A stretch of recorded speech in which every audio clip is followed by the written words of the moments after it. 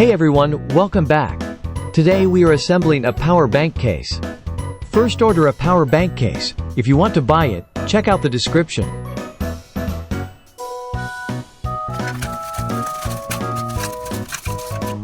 Here are the components we found in this packing.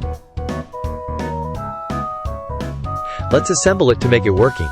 I am using 2 lithium batteries of 5000 Ah each.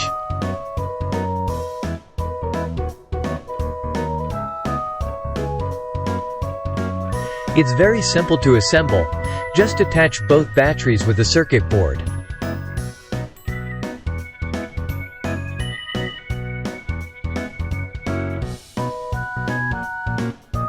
Now fix screws here and close it.